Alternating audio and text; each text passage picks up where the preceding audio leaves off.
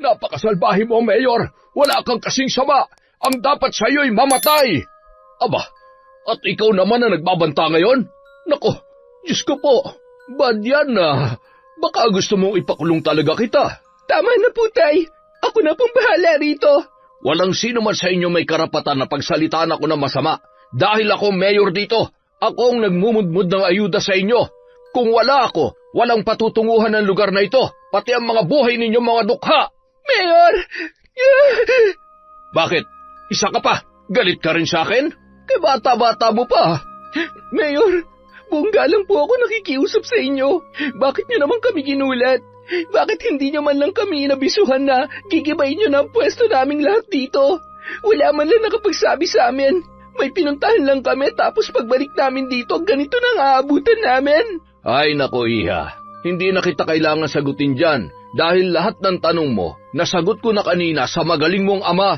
Pero kahit na po, sana man lang sinabihan nyo kami at nakipag-usap kayo ng maayos. Ano na yung sinabi nyo dati sa tatay ko na bibigyan nyo kami ng 2 taon na palugit para pumwesto rito? Kapalit na mataas na renta. Bakit ngayon biglang nagbago ang isip nyo? Nasagot ko na rin yan kanina pa. Bakit po ba ang hilig nyo man lamang sa kapwa? Hindi man lang kayo nahihiyang ipakita ng harap-harapan ng ugali nyo? Baka naman pwede nyong gayahin yung ibang kurap na politiko na nagbabait-baitan sa harap ng taong bayan para hindi sila mabisto at mahalata. Bakit kayo? Napakagarapal nyong ginagawa to. Ay nako, manang-mana ka talaga dyan sa tatay mo. Sumusobra na kayo, Mayor. Kaya maghanda kayo sa magiging kaparusahan ninyo. Taon 1970, Pampanga. Hating gabi na, pero hindi pa rin tumitigil sa pagtakbo sina Enong at Solaria. Bit-bit ng lalaki ang isang sanggol na babae habang patuloy na tinatahak ang masukal na kakahuyan. Dinig nila sa paligid ang yabag ng mga paa ng 3 tao na humahabol sa kanila. Ito ang grupo na nais pumuksa sa kanilang angkan, kaya naman ginagawa nila ang lahat para makalayo sa mga yon. Enong, wala nang ibang paraan. Mukhang kinakailangan nyo nang lumayo ni Karina dito. Dalhin mo na siya sa Batangas.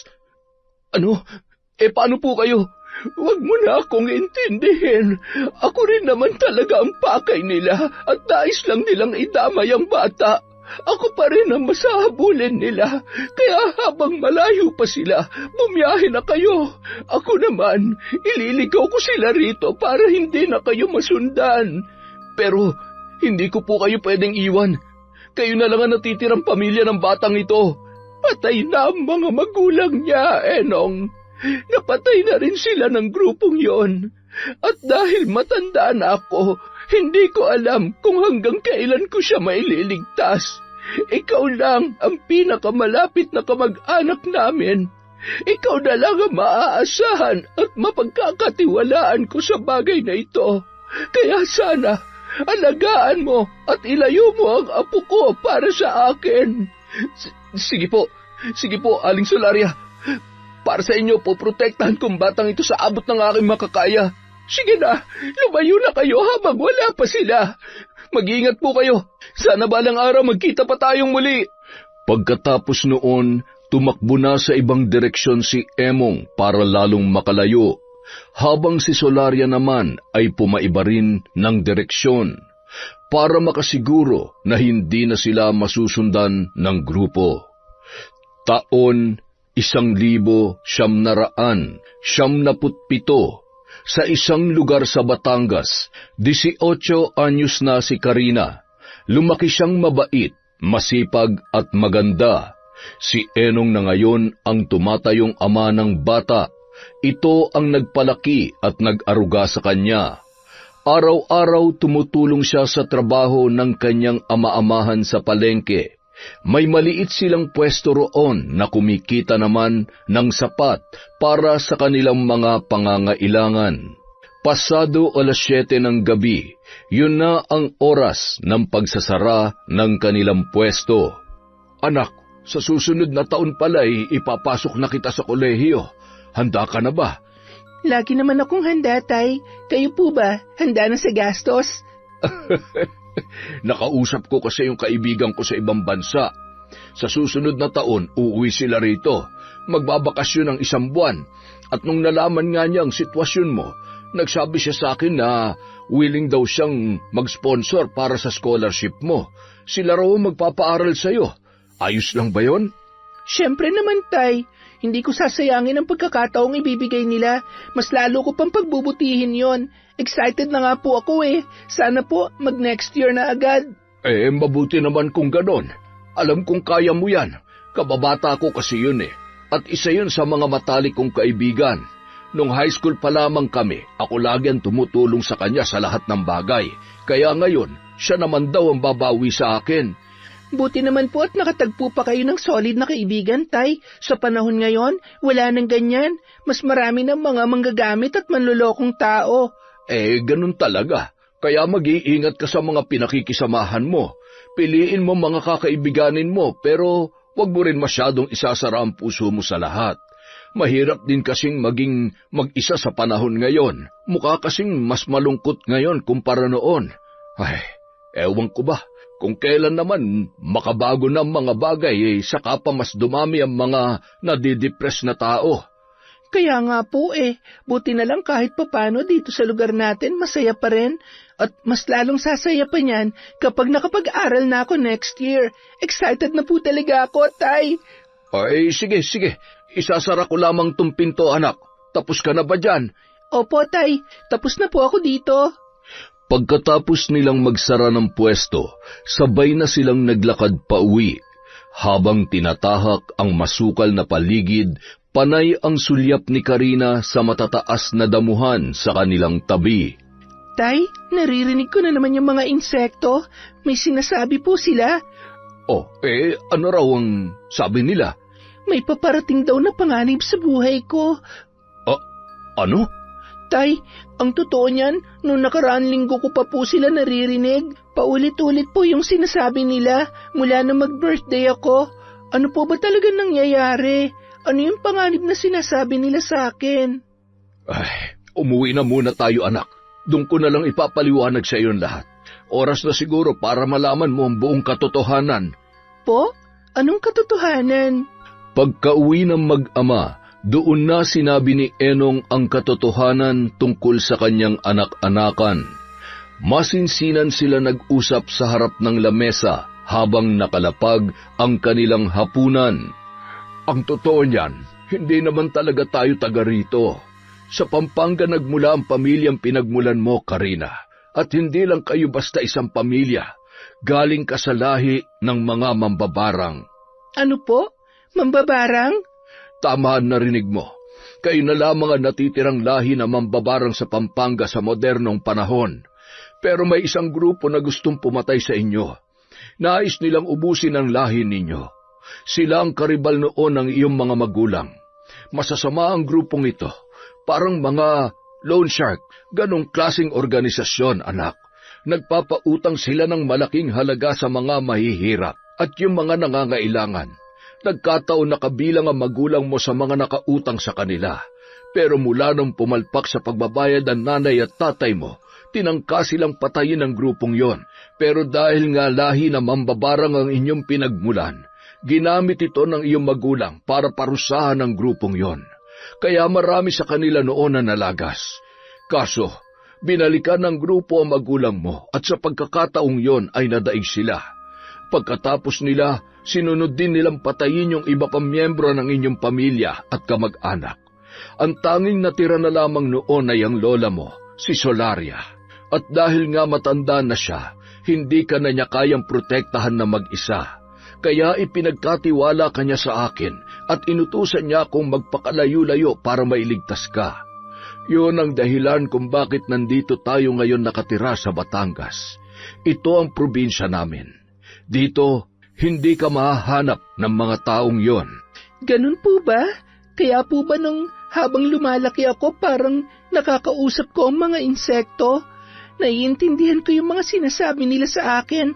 Tapos, nung bata pa rin ako, naaalala ko, kapag may taong nangaaway sa akin, tinatandaan ko lang yung mukha nila tapos dinodrawing ko kunwari sa papel. At kapag tinusok ko ng lapis yung papel na yon, nasasaktan din po sila. Tapos, minsan din, nananaginip ako na may 2 tao raw na sumusundo sa akin at dinadala ako sa dilim. Lahat po ba yun konektado sa lahi na pinanggalingan ko?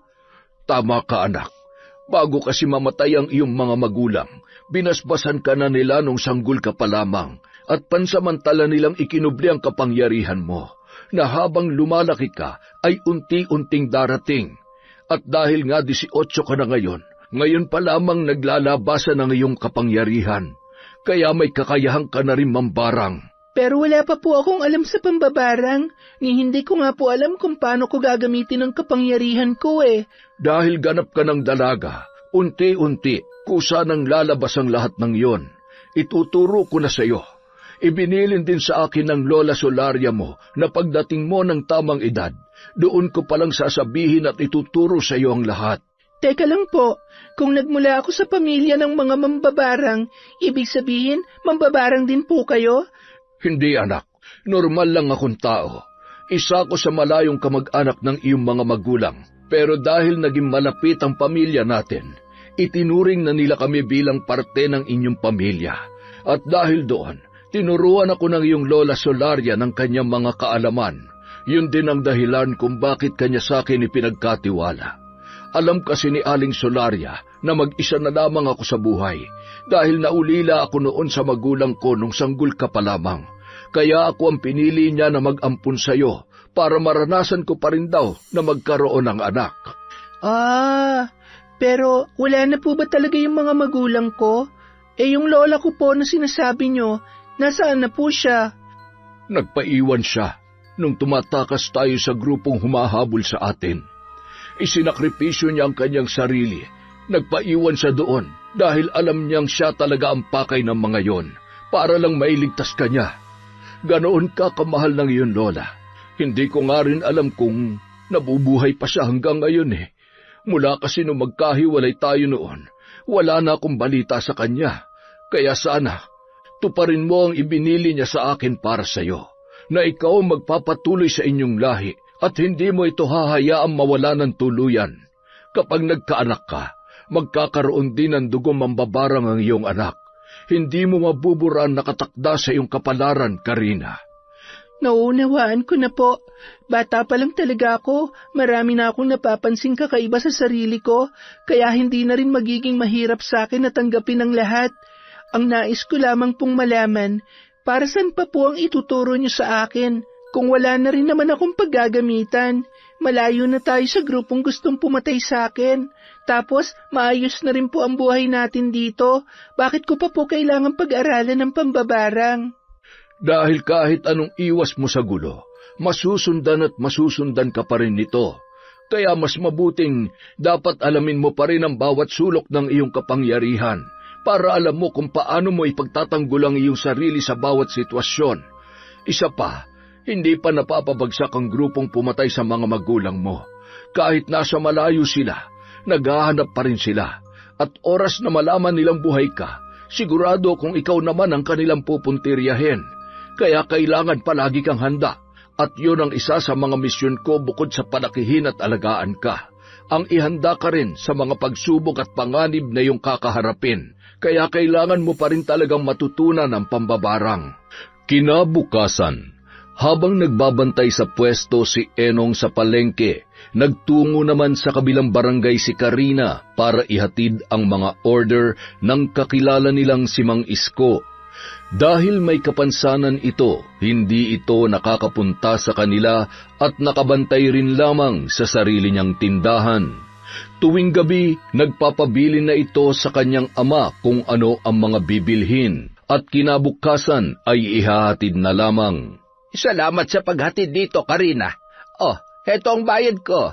Salamat din po, Mang Isko. Siya nga po pala, di ba ngayong araw daw yung sinasabi nilang tulong pinansyal para sa mahihirap? Nakapunta na po ba kayo? Sayang din yon, 10,000 din yon kada tao. Malaking tulong din po yon. Sayang nga lang at may tindahan kami kaya hindi pwede si tatay. Ay nako, galing na ako roon kanina. Umaga pa lang ay nakapila na ako. Nagpatulong ako sa anak ko. Pero huwag ka nang umasa, iha. Hindi totoo yung sinasabi nilang 10,000. Ang totoo niyan, 2,000 lang ang nakuha namin kanina. Sabi nga nila 10,000 pero 2,000 lang ang binigay sa amin ng babae. Ay Diyos ko, umasa pa naman ako. Akala ko pa naman ay pampuhunan na. Pambayad lang namin ng tubig at kuryente yung 2,000 na yon. Tsaka pangkain lamang ng ilang araw. Hala, talaga po ba? 2,000 lang? Bakit naman po sobrang laki nung ibinaba? Sabi 10,000 kada tao sa bawat lugar. 10,000 naman talaga. Ang kaso, nagkataon na meron tayong kurap na mayor dito. Kaya huwag ka na magtaka. Kahit gaano pa kalaki ang donasyon at ayudang ibibigay sa atin, oras na dumaan yan sa mga kamay ni Mayor Romulo, kapiranggot na lang talaga ang mapupunta sa'yo. Grabe naman po ang Mayor Romulo na yon. Hindi nga kami nagkamali ng hinala sa kanya. Buti na lang hindi yun ang binoto ni tatay. Alam mo, ang dami ng issue niya si Mayor Romulo. Ewan ko ba kung bakit nanalo pa uling mayor. Pangalawang termino niya na ito. Hayaan niyo na po. Darating din ang karma ng mga yan. Ay nako, sana lang talaga dahil hindi na ako makapaghintay. Habang pabalik na si Karina sa palengke, nakakita siya ng away sa tabi ng daan, malapit sa may damuhan. Nakita niya kung paano pagtulungan ng 5 lalaki ang isang binata na tila dayo sa lugar na yon. Halatang mayaman ang binata at napagdiskitahan lamang ng masasamang loob sa kanilang lugar. Mabilis siyang nagtago sa isang sulok at nakiramdam. Maya-maya pa nakakita siya ng isang alupihan at ilang mga insekto sa paligid. Pabulong niyang sinigawan ang mga yon. Mga kaibigan, may nangangailangan ng tulong natin. Baka naman pwede niyo silang iligtas. Sa isang salita lamang ni Karina ay mabilis na kumilos ang mga yon, at ilang sandali pa nagulat na lang siya nang biglang magwala ang 5 kalalakihan. Biglang kinagat ng pagkarami-raming langgam ang kanilang mga paa. May isang alupihan din na gumapang sa paa ng isang lalaki na pasimuno sa pambubugbog at halos maglupasay yon sa lupa dahil sa sobrang sakit ng pagkakakagat ng alupihan. Dahil doon, nagtatakbo palayo ang 5 lalaki habang patuloy na sumisigaw. Nilapitan naman ni Karina ang binatang dayo. Ayos ka lang ba? Okay lang ako, miss. Salamat. Hindi ka taga rito, ano? Oo Nagbakasyon lang kami rito. Babalik din kami sa Cavite sa susunod na buwan. Taga Cavite ka pala? Oo. Sa susunod, mag-iingat ka sa paglalakad dito. Ilagay mo sa harap yung bag mo tapos huwag ka rin magsusuot ng magagarang damit gaya niyan. Marami kasi talagang loko dito sa barangay namin Kaya nga hindi ko akalaing ganito pala rito. Pero nagtataka lang ako, ano kaya nangyari sa kanila? Bakit biglang nilanggam at ginapangan ng mga insekto yung mga paa nila kanina? Hayaan mo na yon. San palang punta mo niyan? Pauwi na ako sa amin. Mabuti pa sumakay ka na ng tricycle kung sakaling may pera ka pa para hindi ka na ulit balikan ng mga yon. Hindi na kailangan. Sobrang lapit na lang kasi ng bahay namin dito. Walking distance na lang talaga. Kung ganon, mauna na ako May gagawin pa ako Salamat uli na marami sa concern, miss Iniwan niya na lamang ang lalaki kahit ang totoo ay parang gusto pa niyang makipag-usap dito. Sobrang gwapo ng binatang yon. Kaso mukhang lampa dahil hindi man lang naipagtanggol ang kanyang sarili. Hindi rin kalakihan ang katawan pero matangkad at talagang may itsura. At dahil dayo lamang sa lugar, hindi niya alam kung kailan niya pa ulit yon makikita. Nagbalik na lang siya sa kanilang pwesto sa palengke at ibinalik na rin ang isip sa kanyang pagtatrabaho. Pagsapit ng gabi, mahimbing na ang tulog ng kanyang ama sa kabilang kwarto. Pagkaupo niya sa kanyang kama ay napasandal bigla ang kanyang ulo. Hindi niya namalayan na nakatulog na pala siya at bigla na lamang nanaginip si Karina. Kinakausap daw siya ng mga insekto at sinasabi sa kanya na kapag nag-18 na siya ay may darating na malaking panganib sa kanyang buhay. Ngunit kapag detalye na ang sasabihin ng mga yun ay hindi niya na maintindihan at unti-unti nang naglalaho. Ay, nanaginip na naman ako. Pero paano kaya ako makakapaghanda sa panganib na sinasabi nila kung sa panaginip ko ay bigla na lamang silang tatahimik sa bandang huli? Hay, ewan ko ba sa kanila? Bahala na nga sila at matutulog na lang ako. Kinabukasan, si Karina naman ang nakatoka sa kanilang pwesto, habang ang kanyang ama naman ay may pinuntahan sa kabilang bayan at mamayang tanghali pa makakabalik. Ilang oras din siyang babad sa pag-aasikaso dahil ang dami nilang mga customer ng umagang yun. Mabuti na lamang bago magtanghali ay naubos na ang mamimili. Doon pa lamang siya napaupo sa isang tabi at kung kailan makakapagpahinga na sana siya, may dumating na naman na panibagong mamimili. Magsusungit na sana siya pero nang makita niya kung sino yon ay bigla na lamang siyang nagulat. Yon ang lalaking nakita niya nung isang araw na kanyang iniligtas. Pagtingin sa kanya ng binata ay nagulat din yon nang makita ang kanyang itsura. Uy, miss, ikaw pala yan? Uy, natatandaan din kita. Kumusta ka na? Eto, okay lang naman. Bibili lang ako ng sahog para sa lulutuin ko. Ah, ganun ba? Sige, kumuha ka lang dyan. Sa inyo pala tong pwesto? Oo, sa tatay ko. Bakit? Ah, tatay mo ba yung lagi nagbabantay rito? Oo, bakit? Magkakilala ba kayo? Ah, kaibigan kasi siya ng tatay ko. Kaya nga dito ako laging inuutusan ni tatay na bumili. Ah, ganun ba? Kaya naman pala eh. Ano nga palang pangalan mo? Ah, ako si Edward. Ikaw? Ako naman si Karina. Nice to meet you, Edward. Ah, nice to meet you rin. Ito nga pala yung mga bibiling ko. Paki-compute na lang. Ah, okay. Sige, akin na. Hindi makapaniwala si Karina na magkikita pa ulit sila ng binata. At ang maganda sa nangyari, alam niya na ang pangalan noon, pati kung saan yun banda nakatira. Tapos magkakilala pa pala ang kanyang tatay at ang ama noon. Kaya umaasa siya na hindi pa ito ang huli nilang pagkikita. Kinagabihan, magkasabay kumain sina Karina at ang kanyang tatay sa hapagkainan. Tay, may kilala po ba kayong Edward? Ah, yung anak ni Samuel. Bakit?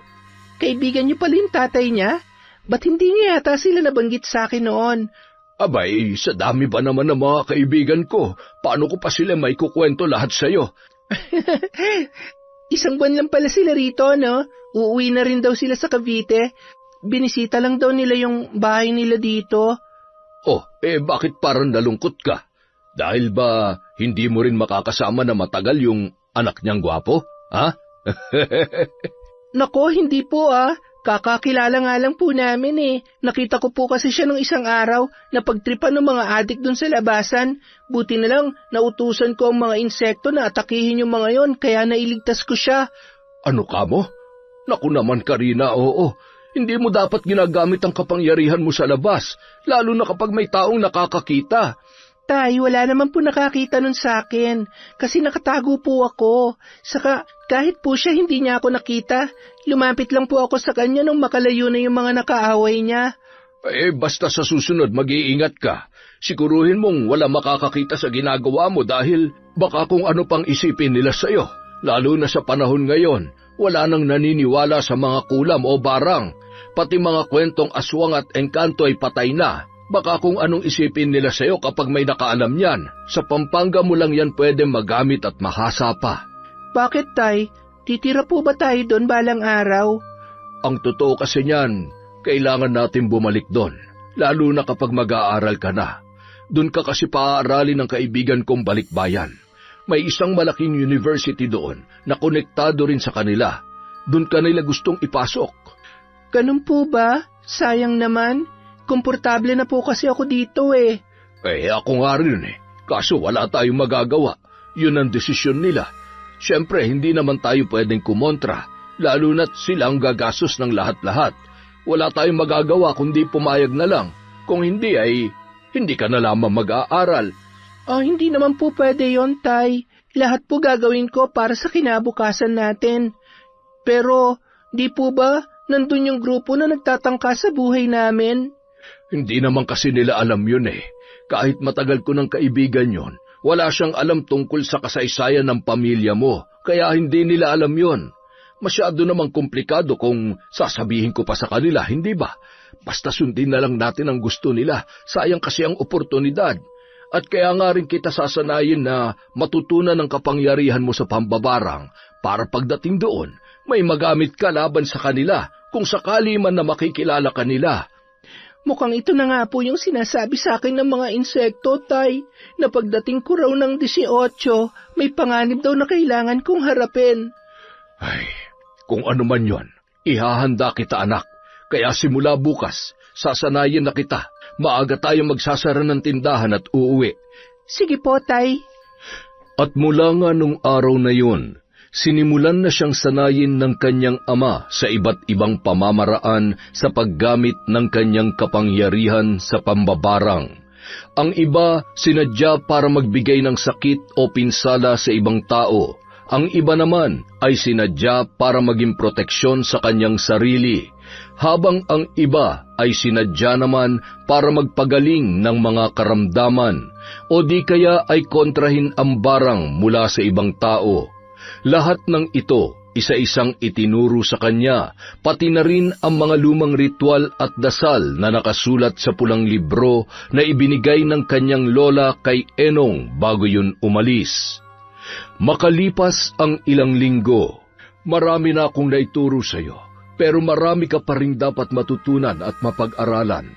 Lahat ng yon, dito mo na matututunan sa librong ito. Ingatan mo ito at lagi mong babasahin sa gabi para madagdagan pa ang iyong kaalaman. Gagawin ko po ang lahat ng yan, Tay. Tandaan mo anak, hindi natin alam kung kailan darating yung panganib na sinasabi ng mga insekto sa iyo. Lagi mong ihahanda ang sarili mo. Lagi kang maging alerto. Naintindihan mo? Maliwanag po, Tay. Makakaasa po kayo. Pero yung tungkol pala ron sa pagpapaaral sa akin ng kaibigan nyo sa ibang bansa, talaga bang sa Pampanga nila ako ipapasok next year? Hindi ba rito sa atin sa Batangas? Hindi nyo na ba siya pwedeng kausapin tungkol doon? Ay, ang totoo niyan, kinausap ko na siya dati patungkol dyan. Nabanggit ko na rin sa kanya na hanggat maaari, dito sana kita gustong pumasok para hindi ka na malayo at hindi mo na rin kailangan mag-adjust. Kaso gusto talaga nila doon ka sa Pampanga. May scholarship program kasi sila ron na sila mismo ang sponsor at nagpapatakbo. Kaya doon ka lang talaga nila pwedeng ipasok. Alam kong mahirap tanggapin pero sana maintindihan mo anak. Sige na nga po, okay na sa akin. Si namang Samuel po na kaibigan nyo, saan naman sila pupunta next year? Sa Cavite pa rin po ba sila o dadalawin nila kayo sa Pampanga? Pagdating naman sa kanila, wala namang problema kasi alam mo yung si Samuel, mahilig talaga yun gumala at mag-travel. Hindi yun nananatili sa isang lugar lang, kaya kapag nalaman niya na nasa Pampanga na tayo nakatira, siguradong pupunta rin yun doon para dumalaw at manlibre. Madalas yun magpakain kapag ka nagkikita kami. Ngayon nga may lakad daw kami bago sila umalis sa susunod na buwan. Pakakainin at paiinumin daw niya ang buong grupo. Sa isang buwan daw ay papasyal din sila sa Palawan ng pamilya niya. Ang sabi niya ay isasama niya tayo. Talaga po? Kasama rin po ba rin yung anak niya? Siyempre naman, buong pamilya nga nila eh. Saka bakit parang excited ka laging pag-usapan yung anak niyang si Edward? Siguro crush mo yun ano? Ay, ang sama naman ng isip niyo, Tay. Hindi po kaya, nagtatanong lang naman ako eh. Siyempre, madalas ko na kasing makita yung lalaking yun na bumibili sa pwesto natin, kaya natural, napapatanong na rin ako. sus, hayaan mo, pag nasa Palawan na tayo, mas makakapag-usap na kayo ng matagal. Alam mo, solong anak lang din niya yun si Edward, kaya wala kang magiging kaagaw sa kanya. Ay, ang sama niyo talaga, Tay. Sinabi na nga wala akong gusto sa lalaking yun eh. Kayo talaga kung ano-anong iniisip niyo. Nang sumunod na mga araw, Si Karina ulit ang naiwan sa kanilang tindahan. May nilakad lang na mahalagang papel ang kanyang ama sa kabilang bayan at mukhang matatagalan yun. Habang nag-aasikaso sa sariling pwesto, nasagap niya mula sa mga katabing tindahan na nasa palengke raw ngayon ang kanilang Mayor Romulo at isa-isang dinaraanan ang kanilang mga pwesto. Pero hinayaan niya lamang ang mga yun. Wala naman siyang pakialam sa kurap nilang mayor, kaya itinuloy na lang niya ang kanyang trabaho. Ngunit makalipas ang ilang minuto, nagulat siya dahil sa pwesto na nila nagtungo ang mayor. Wala tuloy siyang ibang magawa kundi ang batiin yun. Magandang umaga po, Mayor. Ano pong kailangan nila? Nasaan yung may-ari nito? Si tatay po. May nilakad lang po siya sa kabilang bayan. Baka mamayang tanghali po, makarating na siya. Bakit po? Pakisabi sa kanya, maghanap na kayo ng ibang pwesto na malilipatan dahil may paggagamitan na ako ng lupang ito at kasama tong pwesto nyo sa mga maapektuhan. Pero huwag kayong mag-alala dahil may ino-offer din naman akong bagong pwesto sa mga maapektuhan dito at babayaran nyo yun ng walang interes. Kaya siyang gusto kong makausap para sana maipaliwanag ko na mabuti. Para din naman sa ikabubuti ng ating mga kababayan ng proyektong ito, Iha. Kaya karamihan sa inyo, marerelocate. Ganun po ba? Sige po, siguro bumalik na lamang kayo mamaya. Hindi ko pa po kasi talaga alam kung anong oras siya makakauwi eh. Hindi na ako makakabalik dito. Busy akong tao. Basta sabayan mo na lang siya. At kung gusto niya ako makausap tungkol dito, puntahan na lang nila ako kamo sa opisina ko. Laging bukas ang tanggapan ko, kaya kung may gusto silang sabihin, magkakausap kami na maayos. Sige na, yun lang. Pagkatapos noon, umalis na agad ang lalaki na parang walang nangyari. Hindi tuloy maiwasang mainis ni Karina. Parang ang sungit kasi ng tono noon. At kung makapagsalita, masyadong dire-diretso. Parang napakasimple lang na alisin ang kanilang pwesto at ilipat sa ibang lugar.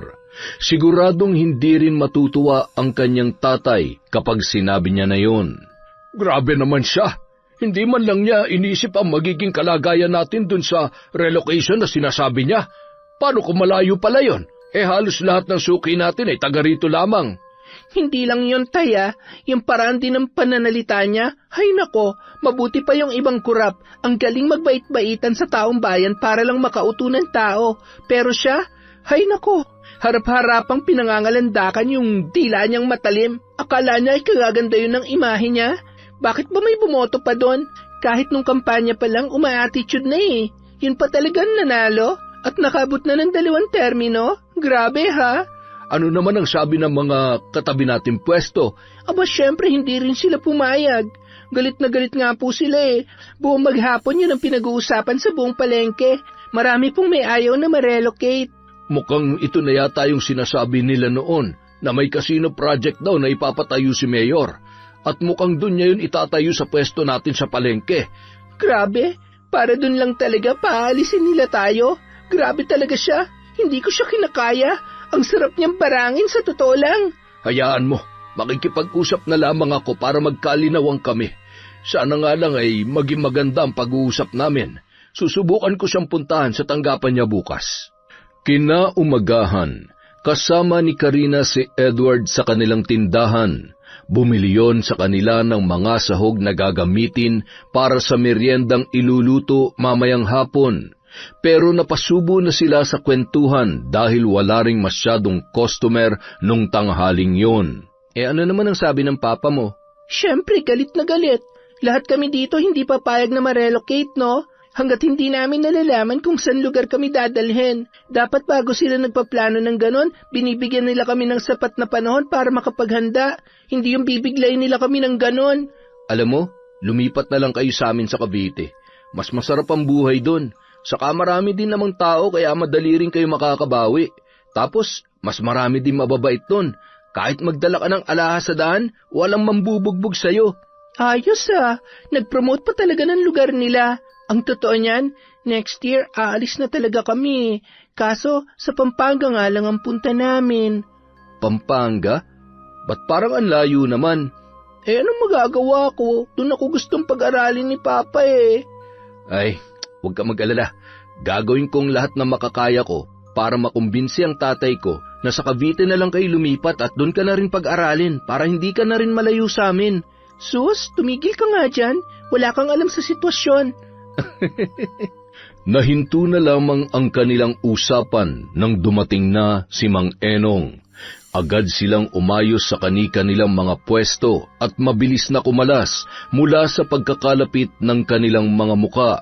Oh, Edward, nandito ka pala. Kumusta po? Eto, okay naman. O, Tay, ano nangyari sa pag-uusap nyo? Ayun, umuwi kaming umuusok ang ilong sa galit. Hala, bakit naman po? Pagdating ko kasi ron, nandun na rin yung iba pa nating mga kasamahan. Nag-meeting kaming lahat at ang sabi niya sa amin, kung hindi raw natin bibitawan ang mga pwesto natin dito, patataasan na lang daw niya ang renta. Ano? Di ba nung nakaraang buwan lang nagtaas na sila ng renta dito? Yun na nga ang sabi ko, pero lalo niya pa raw patataasin ang presyo at hanggang 2 taon na lang daw yon. Pagkatapos daw nun, kukunin na raw talaga niya tong lupa at kailangan na raw talaga nating umalis. Grabe siya, harap-harapan niya talagang ipinapakita ang mga sungay niya. Kung nandun ka lang, nakita mo sana kung paano niya kami pagtaasan ng boses, na para bang pinamumukha niya na wala siyang utang na loob sa ating taong bayan, kundi tayo may utang na loob sa kanya dahil pinamamahalaan daw niya to ng maayos. Kapag itong lupa natin ang inagaw niya, matitikman niya na talaga ang batas ng isang mambabarang. Ha? Mambabarang? Uy, ano ba? Ay, joke lang po yun. Kayo naman masyado kayong seryoso Pero, totoo naman talaga. Ang sarap ipakula mo o ipabarang ng buhayang yon. Manahimik ka na nga dyan.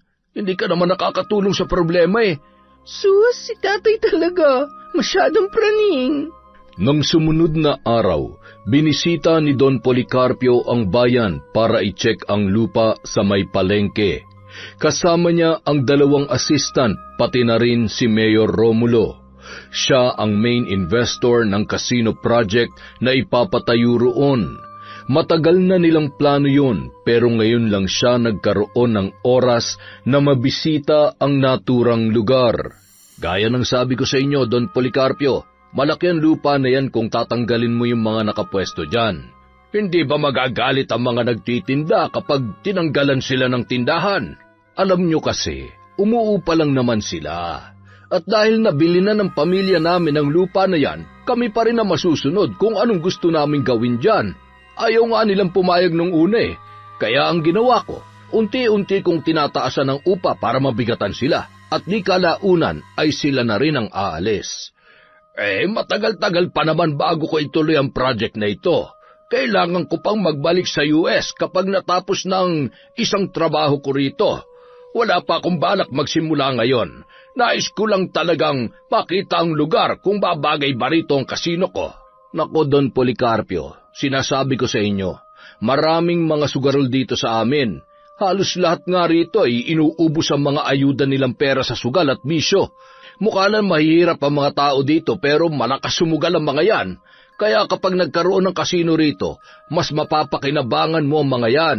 Tapos bukod sa kasino, gustong-gusto rin nila yung mga park at mga pasyalan. Pwedeng-pwede mo rin yun ipatayo rito para complete package ng entertainment nila. Mas malaki ang makukuha natin doon. Sinisiguro ko sa inyo yan. Abay, may tiwala naman ako sa iyo, Mayor. Kaya sige, ituloy mo lang ang ginagawa mo. Taasan mo lang ang upa sa mga pwesto nila hanggang sa sila ay sumuko. At kapag nabakante na ang lugar na yan, doon pa lang natin sisimulan ang project. At habang ginagawa mo yun, pansamantala rin muna akong babalik sa US para asikasuhin ang iba ko pang business doon. Makakaasa ka, Don Policarpio. Sinisiguro ko sa inyo, magiging successful ang business natin dito. Mabuti naman kung ganon, Mayor Romulo. Samantala, pauwi na si Enong ng gabing yun. Mag-isa lang siyang naglalakad dahil pinauna niya na si Karina. May inutos kasi siya doon na gagawin sa kanilang bahay. Sa kalagitnaan ng kanyang paglalakad, nakakita siya ng isang bukas na kotse. May mga taong nakatambay roon at nang mapalingon siya sa isang lalaking nakadungaw sa bukas na bintana, laking gulat niya sa kanyang nakita. Pamilyar ang taong yun. Kung hindi siya nagkakamali, yon si Don Policarpio, ang pinuno ng loan shark group sa bansa na humahabol at pumatay noon sa pamilya ni Karina. At ang mas masaklap pa, nakita rin siya nito. Napalingon yon sa kinaroroonan niya. Parehong nanlisik ang kanilang mga mata. At ang kasunod noon ay narinig niyang inutusan ng Don ang 2 tauhan nito na siya ay habulin. Dinig pa niya ang sigawan ng mga yon. Agad siyang nagtatakbo palayo sa lugar. Pilit siyang dumaan sa mga eskenita para maligaw ang mga yon. Imbis na 10 minuto, naging 1 oras tuloy ang itinagal niya bago nakauwi sa kanilang bahay. Takang-taka tuloy si Karina sa kanya nang makita siyang humihingal at pawis na pawis. Tay, ano po nangyari sa inyo? Bakit parang hinabol kayo ng aso dyan? Nak, delikado na tayo dito. Ano? Bakit po? Ano ba nangyari? Nandito na siya. Nandito na sila. Sino pong siya? Sino sila? Yung panganib, anak. Yung panganib na sinasabi ko. Yung panganib na binubulong din sa'yo ng mga insekto. Nandito na sila. Ibig niyo po bang sabihin, yung grupo na pumatay sa mga magulang ko nandito na? Oo, nakita nila ako. Nakasalubong nila ako. Hindi ko alam kung bakit, pero nandito talaga sila. Ano naman kayang ginagawa nila rito? Hindi ko alam, pero isa lang ang ibig sabihin nito. Kailangan na nating makaalis sa lalo madaling panahon. Ano po? Saan naman tayo pupunta? Sa Pampanga. Babalik na tayo roon. Ano? Bakit po tayo babalik agad? Di ba, nakaplano na yung pagbalik natin doon? Paano kung nandun pa yung iba niyang mga tauhan? Nandito naman yung pinuno nila. Siya ang pumatay sa mga magulang mo. Magiging mas ligtas tayo kapag nakaalis na tayo rito. Dahil siguradong hahanapin nila tayo at hindi sila titigil hanggat hindi nila nalilibot ang buong lugar na ito. Nakita na nila ako, kaya hindi sila basta aalis dito. Pero tay, paano naman kayo nakasisiguro na magiging ligtas tayo sa Pampanga? Paano kung may naghihintay rin sa atin doon? Wala ka nang dapat ikatakot pa, dahil lumabas na ang kapangyarihan mo. Kayang-kaya mo na silang parusahan basta hindi ka lang nila mahuhuli. Kaya nga ilalayo kita kay Don Policarpio, di ba? Dahil siya ang kailangan talaga nating iwasan. At dahil nandito na siya, mas ligtas na tayo ngayon sa Pampanga. Pero bakit doon pa? Bakit hindi na lang sa ibang lugar? Dahil nandun ang lola mo. Gusto ko makita kung nasaan siya, kung ano nang ginagawa niya, o kung buhay pa ba siya. Kailangan natin siya mahanap para malaman din niya na bukas na ang kapangyarihan mo. Sa tingin niyo po ba, buhay pa rin siya hanggang ngayon? Kaya nga pupuntahan natin eh. Wala nang panahon, Karina. Kailangan na nating umalis. Pero paano po yung tindahan natin? Yung pwesto sa palengke? Saka na natin isipin yon. Mas mahalaga ang buhay mo ngayon. Ang buhay natin dalawa. Kaya hindi na tayo pwede magtagal pa dito. Pwede ba kumalma muna kayo, Tay? Ako pong bahala. Palipasin lang muna natin ang gabing ito. Pagkatapos, saka natin planuhin bukas para makapag-isip tayo na maayos. Pagkatapos niyang mapakalma ang ama, agad siyang nagtungo sa kanyang kwarto at kinausap lahat ng insektong nagkukubli sa paligid. Makinig kayong lahat. Kung totoo talaga kayo at nandito kayo sa kwarto ko, nagsusumamo ako. Inuutusan ko kayong lumabas at ipaalam sa iba pang insekto ron na nandito na ang panganib na sinasabi ni tatay.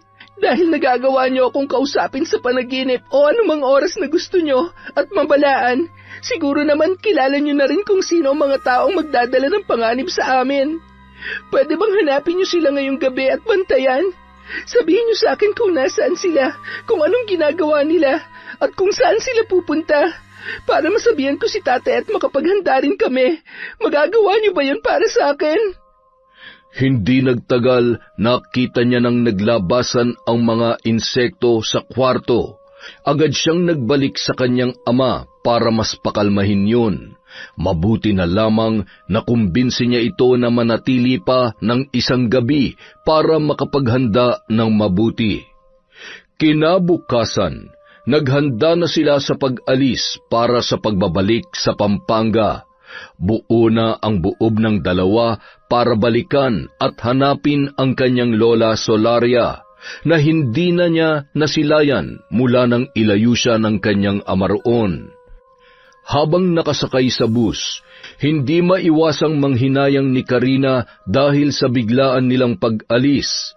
Parang gusto niyang maiyak habang nakatanaw sa bintana.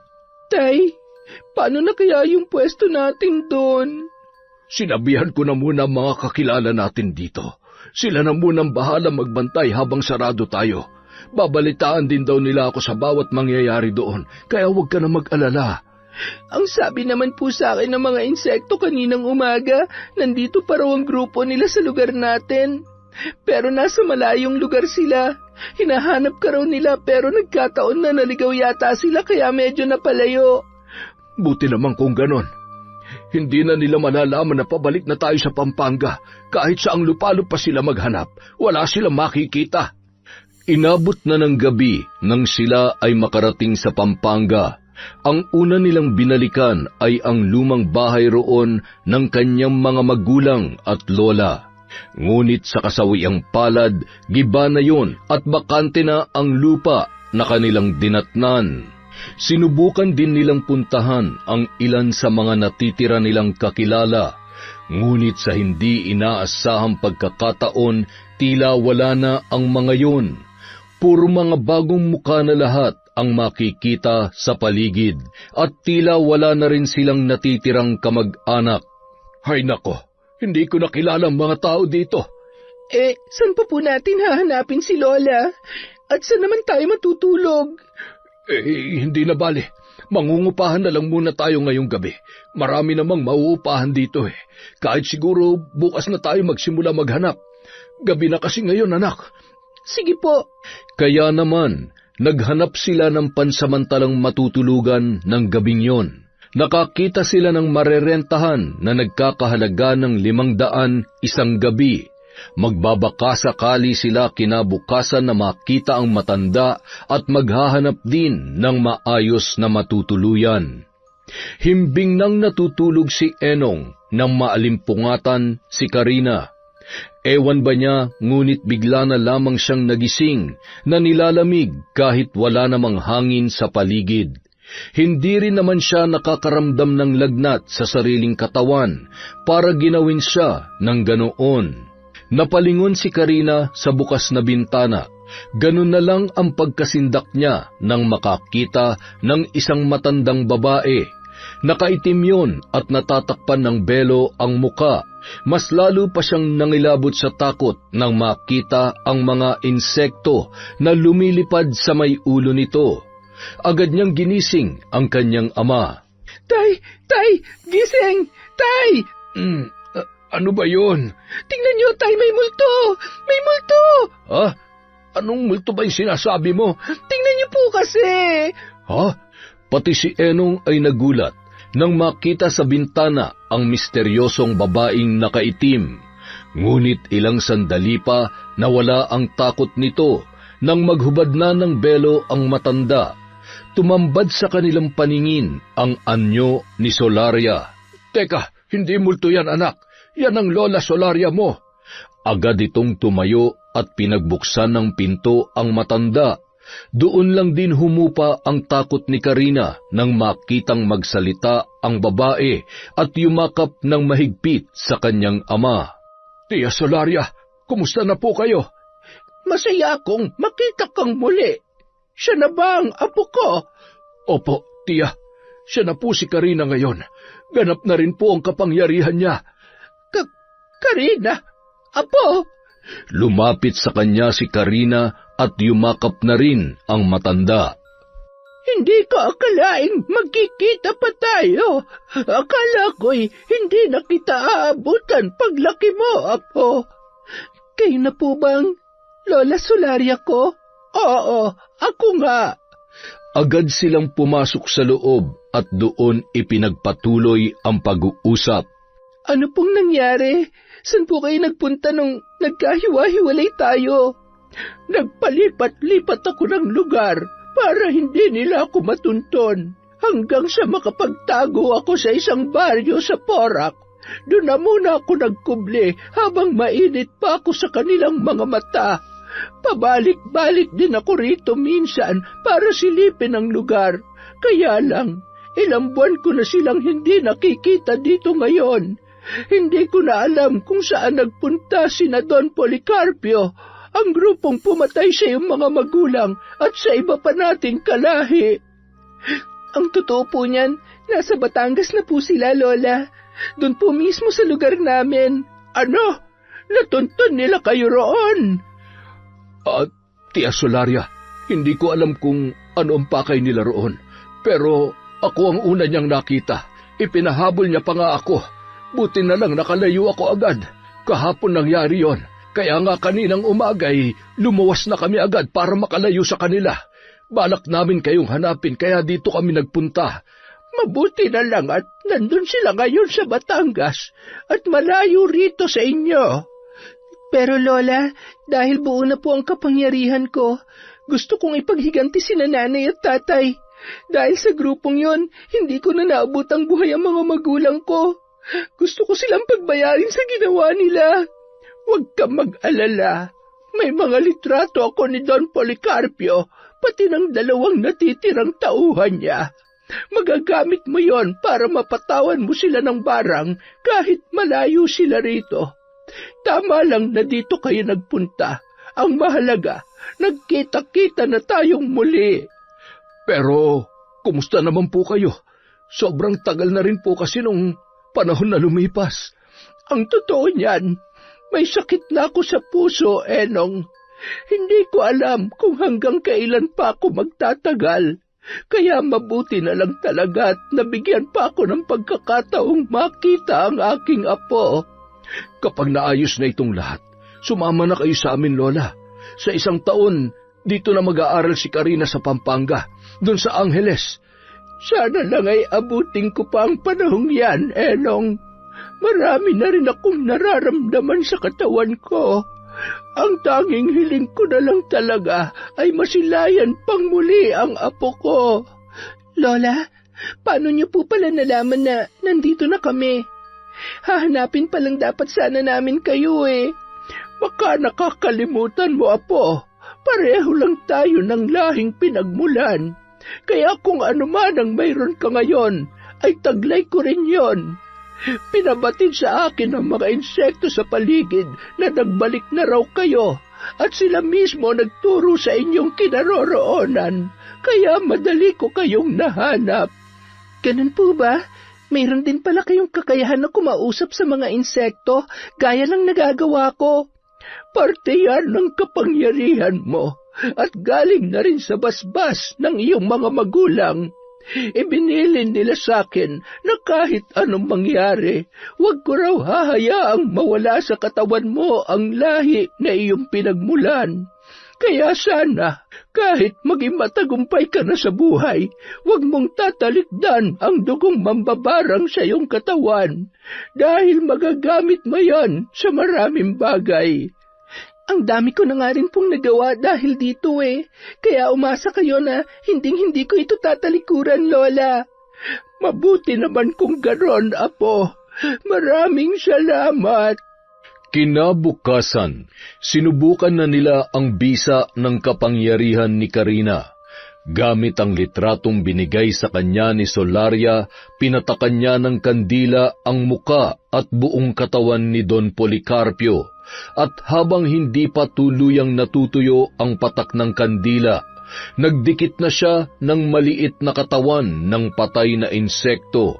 Sa kanya isinulat sa likod ang buong pangalan nito, at gamit ang wikang Kapampangan na itinuro sa kanya, binulungan niya yon ng mga dasal na tanging lahi lang nila ang nakakaunawa.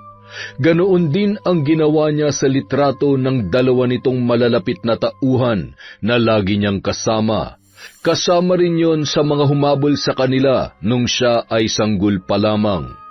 Pagkatapos maisagawa ang pagpatak ng kandila, ibinaon nila sa lupa ang 3 litrato. Sa kanya yon pinatakan ng sarili niyang dugo mula sa kanyang daliri. Pagkatapos, binuhusan din niya yon ng mainit na tubig na pinakuluan kasama ang itim na langis, dinurug-durug na katawan ng insekto at mga tuyong dahon, sa kataimtim na umusal ng sagradong dasal. Sa pagtatapos ng ritual, nakaramdam ng kakaibang init si Karina sa kanyang katawan. Para siyang lalagnatin na agad din namang nawala pagkalipas ng ilang minuto. Lola, normal lang po ba yung naramdaman ko kanina? Oo, Apo. Karaniwan lamang yon. Ganun talaga ang nangyayari kapag nagsasagawa ka ng ritual. Ang pansamantalang pag-init ng iyong katawan ang nagpapahiwatig na gumana ang ritual na iyong ginawa at ang sumpa na ipinataw mo ay makakarating sa kanila. Kapag hindi ka nakaramdam ng init sa katawan, nangangahulugan itong hindi tumalab ang iyong pambabarang. Maaaring may ibang mas makapangyarihang mambabarang ang humaharang o baka may nagbigay ng proteksyon sa kanila laban sa iyong kapangyarihan. Gaano po kaya katagal bago tumalab sa kanilang pambabarang ko? Ngayong araw ding ito, masisilayan at matitikman na nila ang bangis ng iyong kapangyarihan, Apo. Kahit sa ganitong paraan man lang, may paghiganti ko si nanay at tatay, pati na rin ang iba pa nating lahi na inubos nila ng dahil lamang sa utang. Matagal na si Don Policarpio sa iligal niyang negosyong yon. Dati na talaga siya nagpapautang sa mga taga rito na sobrang laki ng interes. At dahil sa kanyang yaman at impluwensya, walang sino man na nagtangkang kumalaban sa kanya. Pero mga magulang mo, sila ang pilit na tumayo at lumaban gamit ang kanilang kapangyarihan. Inubos nila ang kalahati ng kanyang mga tauhan gamit ang pambabarang. Dahil dito, ipinahanap sila ni Don Policarpio. Pinaslang niya ang mga ito, pati na rin ang iba pa nating mga kalahi para hindi tayo makabawi. Nais ka rin niyang patayin ng malamang anak kanila, kaya naman pilit kitang inilayo rito para hindi kanila makita. Hindi niyo po ba siya naisipang parusahan din gamit ang sarili niyong barang? Noong mga panahong yon, nagkaroon siya ng proteksyon laban sa aking kapangyarihan. Kaya hindi ko siya magawang saktan. Hindi tumatalabang kahit anong barang na ginawa ko sa kanya, pero ikaw, dahil hindi ka pa niya nasisilayan, hindi siya nakapagpalagay ng proteksyon laban sa iyo, kaya sa ating dalawa, ikaw at ang kapangyarihan mo lamang ang pwedeng makapuksa sa kanya. Kaya po pala ganun na lang katindi ang kagustuhan ni Tatay Enong na matutunan ko ang kapangyarihan ko, pero wala naman po akong pinagsisisihan. Masaya akong malaman yan, Apo. Maraming salamat dahil tinupad mo ang aming hiling para sa iyo. Ikaw ang magpapatuloy sa ating lahi na muntik ng malagas. Huwag mo itong hayaang mabura sa mundong ibabaw. Pagsapit ng gabi, umiinom ng wine si Don Policarpio. Pagkarating ng dalawang assistant niya, agad niyang binitawan ang wine glass at humarap sa mga ito. Ano nang balita sa paghahanap ninyo? Boss, ginalugad na namin ang buong bayan. Hindi talaga namin sila nakita. Nakipagtulungan na rin kami kanina mismo kay Mayor Romulo pero kahit ang mga tauhan niya hindi rin sila makita. Sarado ang pwesto nila kanina sa palengke at ayon sa napagtanungan namin, umalis daw sila kanina pa madaling araw pero hindi alam kung saan nagpunta. Kung ganon, maghanda tayo. Babalik tayo sa Pampanga, ngayon din. Boss, bakit doon tayo pupunta? Sigurado ba kayo nandun sila? Hindi ba kayo nag-iisip? Yung matandang Solaria na yon na natitirang kamag-anak nila, pilit nilang itinago sa akin ang apo niya para hindi ko ito makita at hindi ako makapaglagay ng proteksyon laban dito. Ngayong lumabas na ang kapangyarihan ng babaeng yon, sigurado akong doon sila unang pupunta sa Pampanga para hanapin ang lola niya. Matagal kong pinag-aralan ang lahing yon. Matagal kong pinag-aralan ang mga kalaban ko, kaya kabisado ko na ang lahat ng tungkol sa kanila, pati na rin ang pwede nilang gawin. Akala siguro nila ay matatakasan nila ako. Kahit saang lugar pa sila magtago, magkakatagpo pa rin kami. Kung ganon, ihanda na namin ang sasakyan, boss.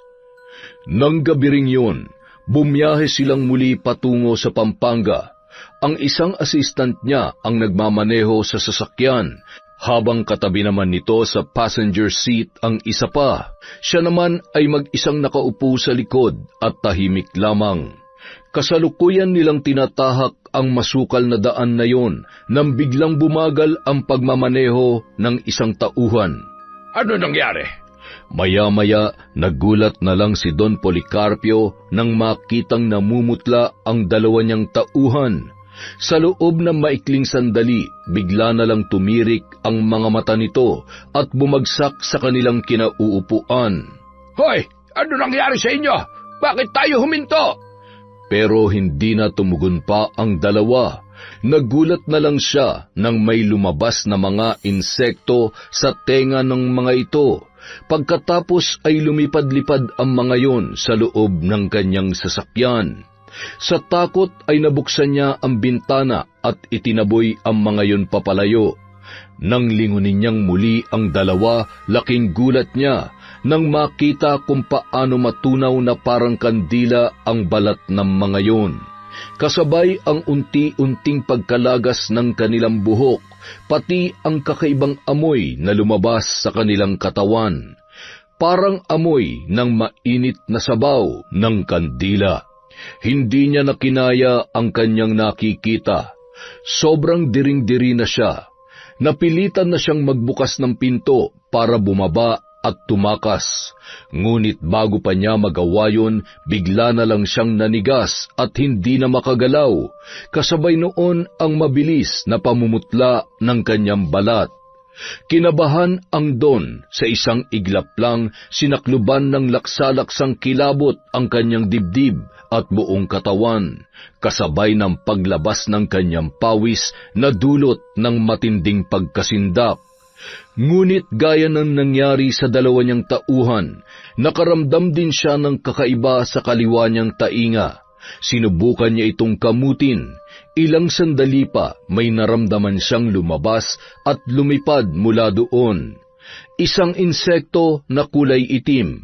Lumipad yon papalayo matapos lumabas sa kanyang tainga. Doon siya biglang nakaranas ng panghihina. Kasunod ang panlalambot ng buo niyang katawan. Hindi nagtagal, naramdaman niya na rin ang unti-unting pagkatunaw ng kanyang muka na parang nauupos na kandila. Doon siya nagsimulang magsisigaw at humingi ng tulong. Doon din niya napagtanto na tila huli na ang lahat. Naunahan na siya ng anak ng mambabarang, kaya yon nangyayari sa kanya.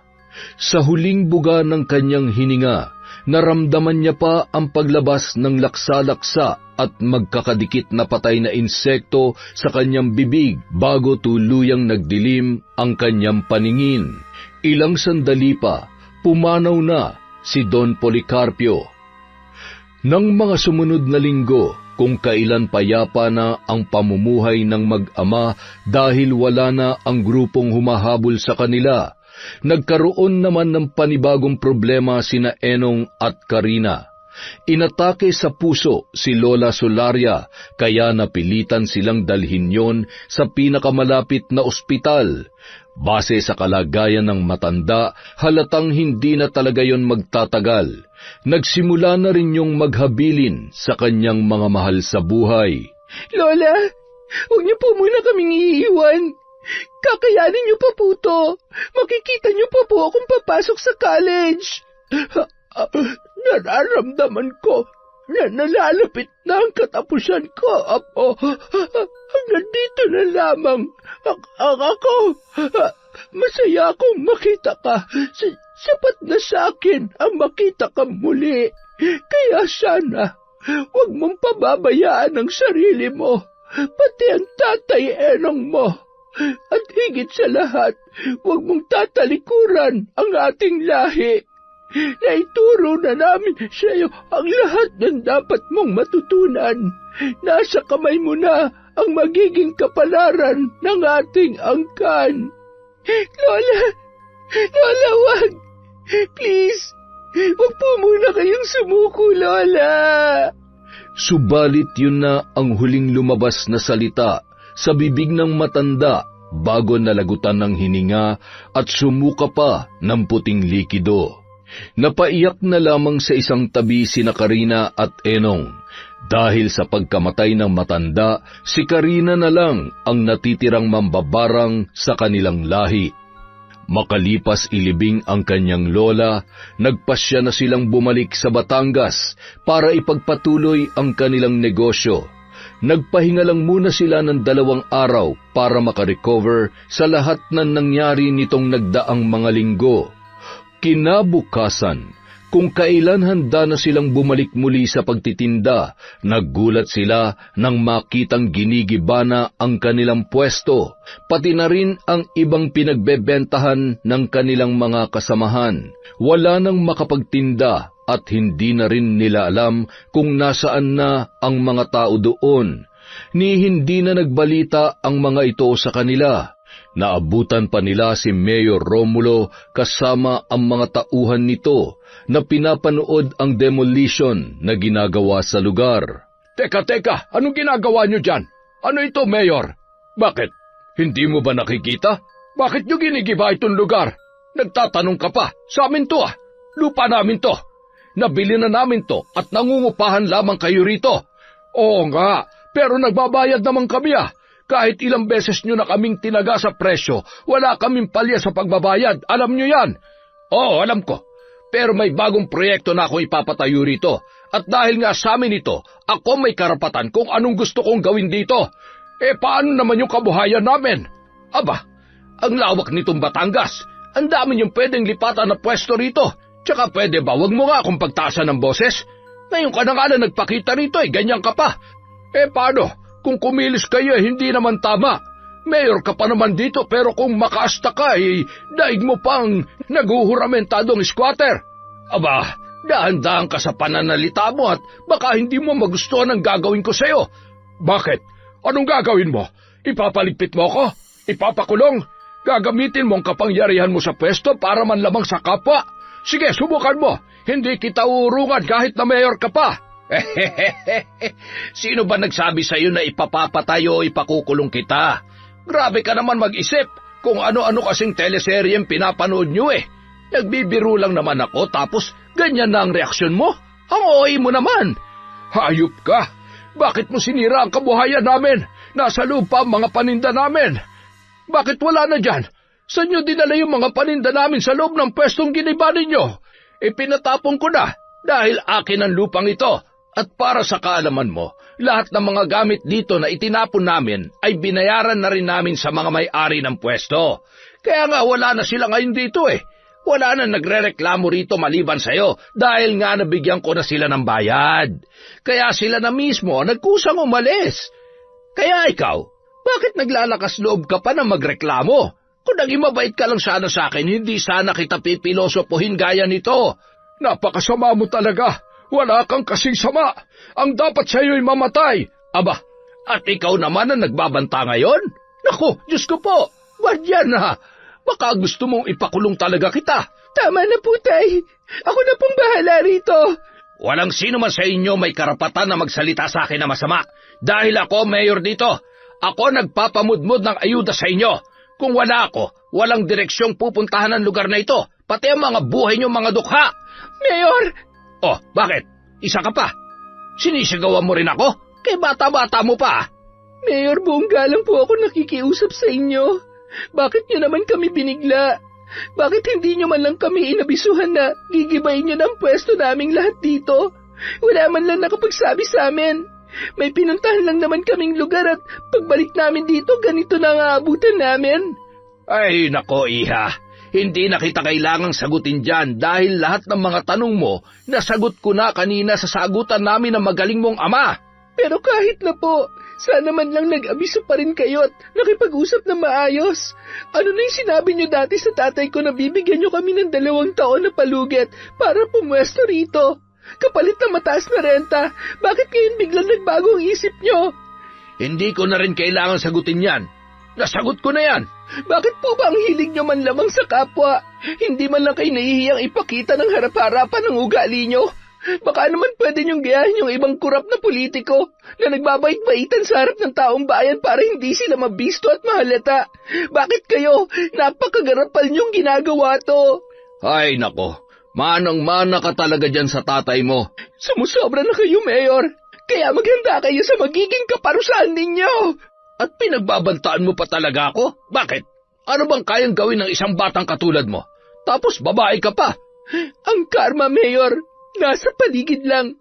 Parang alikabok, hindi mo nakikita pero mararamdaman mo na lang kapag dumapo na sa mga mata mo. Aba, talagang sinusubukan mo ko, ha? Gusto mong gamitin ko ang batas para baligtarin kayo? Alam nyo, kahit i-report nyo pa ako sa kinauukulan, marami akong galamay at koneksyon sa paligid. Kaya kayang-kaya ko kayong baligtarin para kayong makulong. Hindi na po kailangan. Hintayin nyo na lang ang pagdapo ng karma sa inyo. Tama na yan, anak. Umalis na tayo. Isaksak nila sa bagan nila ang kanilang lupa. Pagsapit ng hapon, nagtungo sa likod bahay si Karina. May hawak siyang litrato ng kanilang mayor na nakuha niya mula sa mga lumang karatula sa daan. Medyo malaki-laki yon kaya inilatag niya sa gitna ng lupa. Buo na ang kanyang loob na patawan ng parusang barang ang kanilang mayor. Ang ayaw niya sa lahat ay yung harap-harapan nitong niloloko ang kanyang mga nasasakupan. Kung walang magagawa ang batas, ay siya na mismo ang uusig doon. Gamit ang mga dasal sa wikang Kapampangan na natutunan niya sa pulang libro, pati kina Enong at Lola Solaria, sinimulan niyang sambitin ang mga yon habang nakatitig ng mariin sa mga mata ni Mayor Romulo na nasa karatula. Inulit niya ito ng 5 beses hanggang sa maramdaman ang init na tila dumaloy sa kanyang katawan. Doon niya sinimulang patakan ng kandila ang karatula. Pero sa pagkakataong yon, ang mga mata lamang ni Mayor ang kanyang pinuntirya. Nang mapuno na ng sabaw ng kandila ang mata noon, ay sunod naman niyang pinatakan ang bibig nito. Ang sumunod na nangyari, makikita si Karina na nagbubudbod ng itim na pulbura sa mata at bibig ng mayor. At habang dumidikit na sa natunaw na kandila ang mga pulburang yun, doon niya inilabas ang 2 piraso ng itim na insekto at idinikit sa mga mata na nasa karatula. Ang isa naman ay malaki at matabang alupihan na idinikit naman niya sa bandang bibig. Pagkatapos noon, lumuhod siya at inilapit ang mukha rito, saka binulungan ng makapangyarihang dasal ang mga insekto na kanyang idinikit, kasabay ng pagdaloy ng kakaibang init sa kanyang katawan. Nangangahulugan yon na tumalab na ang kanyang pambabarang at hindi magtatagal ay makakarating na ito sa kanyang bibiktimahin. Nagulat naman si Enong na maabutan siya roon. Hindi niya naiwasang kabahan para sa dalaga. Sigurado ka ba sa ginagawa mo, anak? Dapat lang na magbayad ang mayor na yun sa mga kasalanan niya, Tay. Isa pa siyang salot na dapat nililigpit dito sa mundo. Gaya nila Don Policarpio na pumatay at umubos sa angkan natin. Sana lang talaga walang maging masamang balik ito sa iyo. Lalo't alam natin na makapangyarihan at maimpluwensya ang mayor na yon. Walang makapangyarihan at maimpluwensya pagdating sa akin, Tay. Walang sino man na makakapantay sa aking barang. Nang gabing yun, habang nagpapahinga si Mayor Romulo sa kanyang kama, bigla na lang siyang nakaramdam ng kakaibang init sa kanyang mga mata, kasabay ng matinding pangangati. Sinubukan niya yung kusutin pero hindi mawala ang kati. Halos mamula na ang mga mata niya sa kakukusot pero lalo pang tumitindi ang init at pangangati noon. Dahil doon, napilitan na siyang bumangon para humingi ng tulong. Hoy, tulong! Mga hampas lupa akong kasambahay! Tulungan niyo ako rito, mga bisit kayo! Tulong! Subalit bago pa makarating ang mga yon, tuluyan nang nahulog ang 2 niyang mata, kasabay ng paglipad ng 2 itim na insekto. Nagsisigaw si Mayor Romulo at muling napahiga sa kanyang kama. Halos mangisay ang kanyang katawan habang parang gripo na tumatagas mula roon ang masaganang dugo. Pagkarating ng 3 kasambahay sa kanyang kwarto, yun na ang eksaktong naabutan nila. Halos mapasigaw rin sila sa matinding pangingilabot. Sinubukan nilang lapitan ang kanilang amo, pero bago pa sila makagawa ng aksyon, may isang malaking alupihan na biglang lumabas sa bibig nito. Kasabay ng pagkaputol ng dila ng matanda, ang pag-apaw rin ng dugo sa kanyang bibig. Tuluyan nang napaatras ang 3 katulong at pati sila ay napatakbo na rin sa sobrang takot. Napilitan na silang humingi ng tulong sa labas. Patuloy na nanginig ang katawan ni Mayor Romulo habang unti-unti siyang nauubusan ng dugo na di kalaunan ay naghatid din sa kanya sa malagim at madugong katapusan. Huli na para malaman niya na siya ay nabarang. Makalipas ang 1 buwan, muling nakabangon sina Enong at Karina. Ginamit nila ang natitirang ipon bilang pampuhunan at sa isang bakanteng lupa sa kanilang bayan, nakakuha sila ng panibagong pwesto para sa kanilang tindahan. Mura lang ang renta at kakilala rin ni Enong ang may-ari noon. Pero nang sumunod na araw, pansamantala silang nagsara at dumalaw muli sa puntod ng kanyang lola Solaria sa Pampanga. Naisipan nilang dalawin yung muli para sa 40 days ng kamatayan nito. Hindi na sila naghanda, nag-alay na lang sila ng bulaklak at kandila para sa kanyang lola. Lola, tahimik na po ang pamumuhay namin ngayon. Wala na po tayong mga kaaway. Wala na sina Don Policarpio at wala na rin ang mayor na nanggigipit sa amin sa Batangas. Mas maayos at mas masaya na po ang buhay namin ngayon, kaya sana maayos din po ang kalagayan nyo kung nasaan man kayo ngayon. Huwag po kayong mag-alala, Tia Solaria. Patuloy kong gagabayan si Karina at gagawin ko ang lahat para mailayo siya sa anumang kapahamakan. Nangangako rin po ako na patuloy kong aalagaan at palalawakin ang ating angkan upang hindi ito mawala sa mundo. Pagkatapos nilang mag-alay ng dasal para sa puntod ng kanyang lola, yumakap ng mahigpit sa kanya ang ama-amahan, tanda ng pagmamahal nito sa kanya bilang parang tunay na magulang. Noong araw ding yun, handa na silang magbagong buhay at harapin ang panibagong mga pagsubok at kapalaran na naghihintay sa kanila. Yun! Parang napagod ako ngayong araw Dahil dyan, meron tayong shout out. Siyempre, hindi po pwede mawala yon. Simulan natin kay Emma Dumato. Shout out po kay Kim Bara, kay Roslyn Labajo.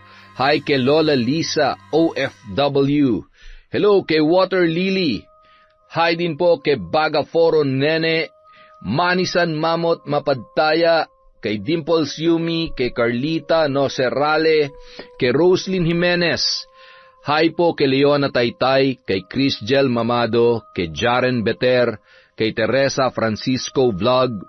Shout out kay Ramil Fariolin, kay Sheena Enriquez, kay Michelle Marciano, kay Josephine Marcaida. Sa Galedo family po, from Rai. Hi kay Kane Third Lang Vlog. Hi kay Precious Jane Kalunod, kay Febe Ranyada, Monica Nieves, Alma Naong, kay Catherine Fantinalgo, The Cinderella Maldita. Hi kay Josie Aniban, kay Ruby Rose from Singapore. Hi kay Lynette Reparado, kay Amelia Pagsinohin, kay Chander de Guzman. Hello po kay Christy Gaitan, kay Abel Hipolito, kay Tony Pascual. Shout out kay Maribel Benitez, kay Betty Velasco, Jeneline Jacobe, kay Maria Angela Escopeta. Hi po kay Sacartabio family from Sandra Miguel at Nin. Hello po kay Emily Sauro, kay Lori V, kay Manilin Gruba, kay Josefina Fuelias, sa Batal family from Jerlin Batal. Hi din po kay Dorina Sosa, kay May Megs, kay Jennifer Sacris. Hi kay Charito Inocentes, kay Rebecca Katipay, kay Ariana Fia Vitale, kay Chat Advincula, kay Gay Somodio, kay Harjam Estoche, sa mga mananahi ng RGW, kay Ronald Rolly Ace, at kina Boss Roland at Glenda. Hi po kay Joan Olimpo, kay Jobel Baldonasa, kay Rhea Gonzaga, kay Alfreda Alano, kay Pureza Tagiwalo, kay Robert Crimen, kay Irish Falsado. Hello po kay Norsen TV, kay Norman de la Cruz from Melody de la Cruz. Hi kay Jessica Sobremonte. Hi din po kay Connie Cruz, kay Phoebe Lau, kay Kitty Gold, kay Resel Galope, Kalimlim at Ibano family from Lina Ibano. Hi po kay Estela da Silva, kay Hani Austria, kay Filipina Palsario, excuse me, kay Ryan Olaires, kay Luisito Malto, kay Cherilyn Dasalia. Hi po kay Crisilda Solis, kay Arlene Amaro, kay Abigail Kabugayan, kay Deans Rodriguez, Javen Delasan, kay Cherry Mukbang ASMR. Hello din po kay Beth Mercado, kay Camel Conchada, kay Kat Burglar Cutie, Meow Meow. Hello din po kay Pani Kadunding. Happy birthday kay Agnes Reyes ng 7-Eleven, Bongabon, Nueva Ecija from Rose Ann Pastor. Hi kay Menchi at Pat from Maple Concepts. Hi kay Annalyn Queriones. Hello din po kay Lorna Bondok, kay Jennifer Mauricio, kay Shara Vashti Castillo, kay Sally Roldan. Hello po kay Arnel Claridad, kay Presi Dano Dano, kay Chloe Abalos, kay Nancy Mercado. Hi kay Nanet Carson, kay Ingkong Natik, kay Kurt Mina, kay Lucille de Lima, Nika Miguel, Al Rose Clapano, kay Hilario Patra Jasmine, kay Elizabeth Pamintuan, kay Gemma Garcia. Hi kay Cliven Dubalan, kay Lady Dam, kay Melanie Quinto, Milrose Galvez, Ashi, Lorna Ramirez, Shauma TV, Robbie Rodriguez, at kay Rosita Oriena. Sa mga hindi po natawag or na shoutout, bukas po meron pa tayo. Maraming salamat sa walang sawang pagsuporta sa Kwentong Enteng.